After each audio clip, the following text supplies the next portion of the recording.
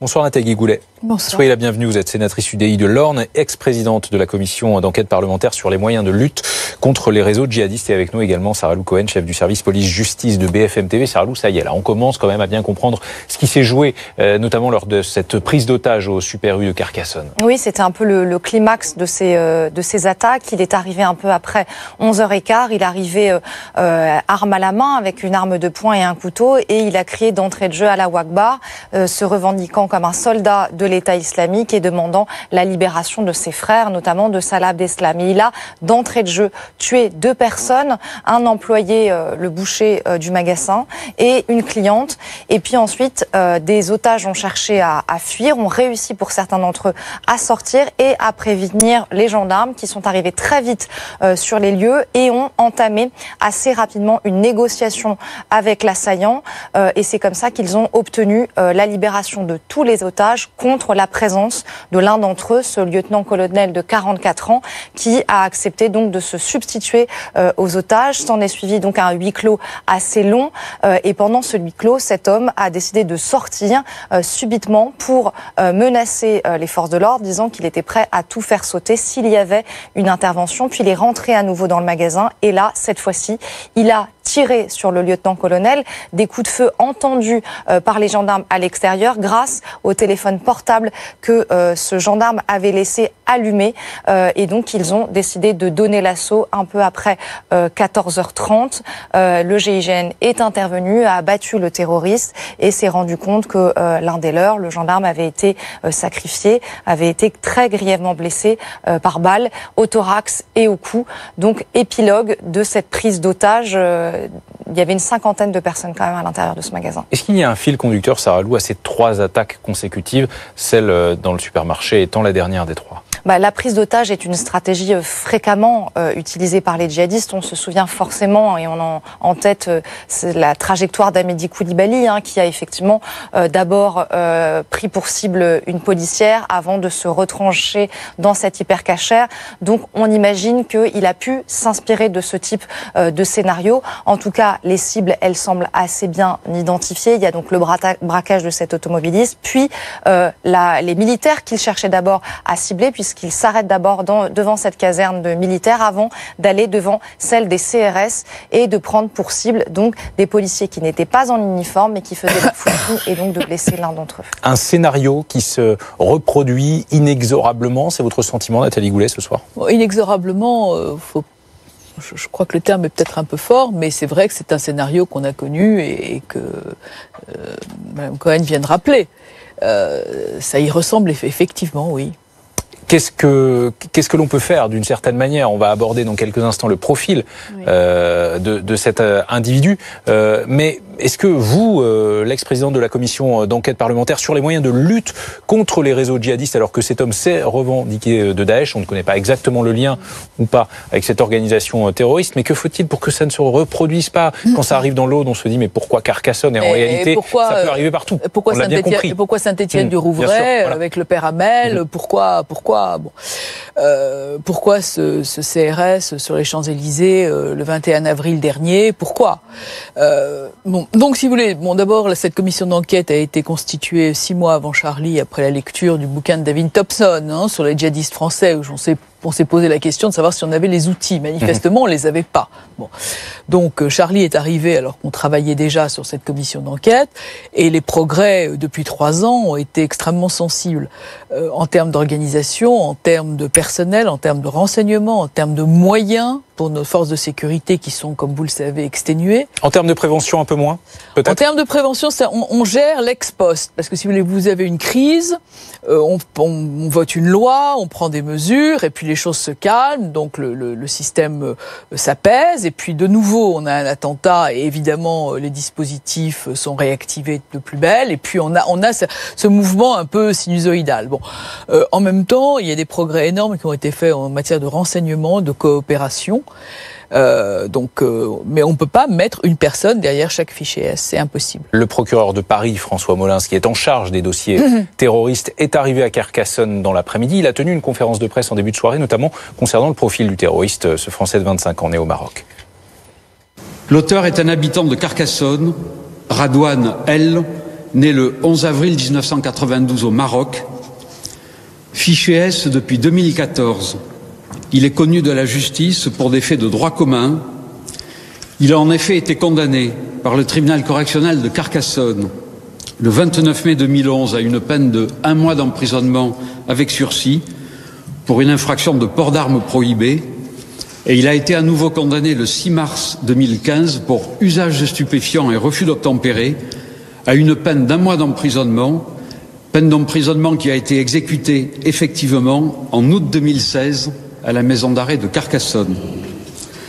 En 2016 puis en 2017, il faisait l'objet d'un suivi effectif de la part des services de renseignement, suivi qui n'avait permis de mettre en évidence aucun signe précurseur pouvant laisser présager un passage à l'acte terroriste. C'est encore un texte à trous d'une certaine manière, ce profil, Sarah Lou. Il nous manque encore nombre d'éléments sur le parcours de ce terroriste. Oui, exactement. On sait assez peu de choses finalement sur cet homme de 25 ans qui est arrivé en France il y a 3 ans et qui était donc fiché depuis l'été 2014 précisément par les services de renseignement pour... Par sa radicalisation, il était fiché à la fois fiché S et au FSPRT qui recense tous les profils d'islamistes radicaux. Et il a fait l'objet d'un suivi assez particulier selon nos informations jusqu'à l'automne 2017. Il a fait l'objet d'une surveillance assez précise. Et puis cette surveillance, elle a été levée et le procureur l'a expliqué. Il n'y avait aucun élément qui justifiait de continuer à le surveiller précisément parce que rien ne laissait présager un tel passage à l'acte. Donc, tout a été fait en amont, sauf que cet homme, manifestement, a réussi à dissimuler ses intentions. Donc, tout l'objet de l'enquête et la garde à vue de sa petite amie, qui a lieu en ce moment, qui a 18 ans, va permettre peut-être d'éclairer les enquêteurs sur le parcours de cet homme. Merci Sarah Lou. Direction à présent le quartier où habitait le terroriste à Carcassonne. Des perquisitions ont lieu ou ont eu lieu. On ne sait pas exactement ce soir. Que dit-on, Alexis Puyette, du terroriste dans cette cité aux Anames ? Écoutez, on a senti beaucoup de tension aujourd'hui dans cette cité aux Anames, une petite cité en bordure de Carcassonne. C'était compliqué d'établir le contact avec la population, mais on a réussi à rencontrer 2 jeunes femmes notamment qui connaissaient la famille du terroriste, dont le procureur a rappelé le profil il y a quelques instants. Et ces 2 jeunes femmes que nous avons rencontrées, elles étaient sous le choc. Elles ne comprenaient pas un instant, elles ne pouvaient imaginer que ce jeune homme puisse commettre un acte aussi horrible. Je propose d'écouter le témoignage de l'une d'entre elles que nous avons recueilli tout à l'heure avec Nicolas Carme. Lui, c'était quelqu'un de discret. Je le voyais de temps en temps promener son chien. Et puis voilà, il payait pas de mine. Un habitant du quartier normal. C'est vraiment la famille, une famille tranquille. On ne s'imaginait pas ça du tout. C'est un quartier qui est plutôt tranquille. Il est classé comme quartier sensible, mais c'est un quartier qui est en évolution. Il y a eu des rénovations, il y a plusieurs actions menées sur le quartier aussi pour les jeunes et tout ça. Et c'est vrai que là, on n'a pas compris. Il n'avait pas de signe de radicalisation Non, parce que sinon, je pense qu'il y aurait des jeunes qui l'auraient raisonné, on en aurait entendu parler, mais pas du tout. Et vous l'avez dit, visiblement, il partageait sa vie avec une jeune femme de 18 ans qui a été placée en garde à vue. Alors, toute la soirée, nous avons entendu les sirènes de police et vu des fourgons de la BRI, notamment, entrer dans cette cité. Ailleurs, dans Carcassonne, on peut dire que le calme est revenu, notamment ici, devant la cité médiévale, qui a été fermée et évacuée cet après-midi par mesure de sécurité. Mais à l'heure qu'il est, tout est rentré dans l'ordre. Elle a été rouverte pour les touristes et pour les habitants. Merci beaucoup Alexis Puyette avec Nicolas Carme à Carcassonne pour BFM TV. Nathalie Goulet, je rappelle que vous êtes sénatrice et ex-présidente de la commission d'enquête parlementaire sur les moyens de lutte contre les réseaux djihadistes. Parmi les précisions apportées aujourd'hui par le procureur de Paris, François Molins, qui est en charge des dossiers terroristes, c'est pour ça qu'il s'est rendu à Carcassonne. Précision apportée également par le ministre de l'Intérieur. On a un terroriste connu des services de renseignement pour radicalisation. Parlez-vous, vous, ce soir, d'un raté? Non, je ne présenterai pas ça comme ça. D'abord, vous savez qu'on ne peut pas suivre chaque personne radicalisée. Donc, ce qui se passe simplement... Il était suivi, lui, en l'occurrence. Il a été suivi, puis on l'a lâché parce qu'il n'a pas donné de signe avant-coureur de passage à l'acte. C'est ce qu'a effectivement précisé le procureur. Bon. Donc, si vous voulez, on a un problème de méthode qui consiste à la captation des signaux faibles. C'est-à-dire que, on n'a pas suffisamment de personnel de police pour pouvoir suivre chacune des personnes radicalisées, parce que imaginez-vous qu'il y a des cas beaucoup plus graves qui prennent des priorités, et dans ces cas-là, les cas qui semblent moins sensibles sont laissés au profit de gens qui ont l'air plus dangereux et qui présentent des signes de dangerosité. C'est normal, on n'a pas suffisamment de personnel, de police et de sécurité pour pouvoir mettre un gendarme ou un policier, d'autant qu'il faut une vingtaine de personnes pour surveiller quelqu'un 24 heures sur 24, ce que tout le monde sait déjà. Mais par exemple, pardonnez-moi, est-ce que la loi antiterroriste prise début novembre, qui a remplacé l'état d'urgence, est d'une certaine manière le plan d'action que vous appelez de vos voeux? Est-ce que ça marche? Est-ce que ça vous convient? De toute façon, on peut pas faire beaucoup plus, ni en termes de répression, ni en termes de moyens. On a encore sacralisé des moyens pour la police et la gendarmerie. Mais sur la prévention notamment. Mais la prévention, une fois que c'est arrivé, est-ce qu'on professionnalise par exemple la déradicalisation? Non. Alors moi, j'appelle pas ça déradicalisation, pas parce que j'y crois pas. Enfin, j'y crois pas beaucoup. J'appelle ça la rupture du lien citoyen, la radicalisation. Donc la déradicalisation, c'est la reconstruction du lien citoyen, ce qui veut dire l'éducation, l'aspect social, etc. Puis en plus, il faut du sur-mesure parce que chaque individu a un parcours personnel qui l'a amené vers cet état de radicalisation. Donc c'est très compliqué. Le problème, c'est qu'on n'a pas suffisamment professionnalisé aujourd'hui la prise en charge de la radicalisation, qu'on travaille toujours ex post et pas suffisamment ex ante. Donc tout l'aspect, le package de prévention n'est pas suffisamment pris au sérieux. Il y a un nouveau plan de prévention de la radicalisation qui a été annoncé il y a quelques semaines. Il va encore manquer les outils d'évaluation. Il va manquer encore du budget.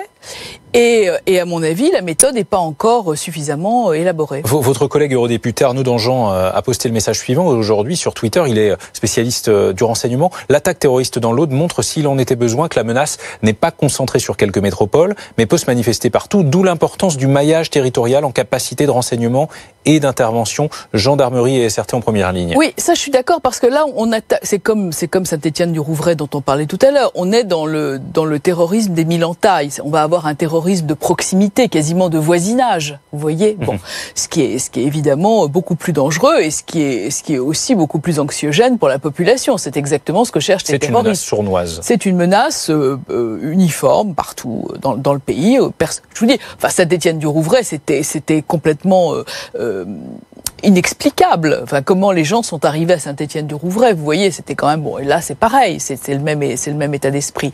Donc, moi, je crois qu'il faut évidemment mailler le territoire, mais ce qui va être intéressant dans le cadre de l'enquête, c'est aussi de voir ce que nos collègues des renseignements marocains auraient. L'individu était né au Maroc, il était français mais né au Maroc. Oui, mais peut-être qu'il a circulé au Maroc. Quand on va avoir examiné son ordinateur, son téléphone, qu'on aura interrogé sa petite amie et son voisinage, moi je crois pas beaucoup au loup solitaire, je pense qu'on verra quel type de maillage il a fallu pour qu'il en arrive à ce passage à l'acte. Quel a été l'élément déclencheur? Et on va voir quel type de gens il fréquentait, s'il fréquentait des mosquées, s'il n'en fréquentait pas, s'il avait des amis déjà radicalisés, etc. Et maintenant, c'est l'enquête qui va nous donner quelques clés qui nous manquent. Merci Nathalie Goulet. Le dernier bilan de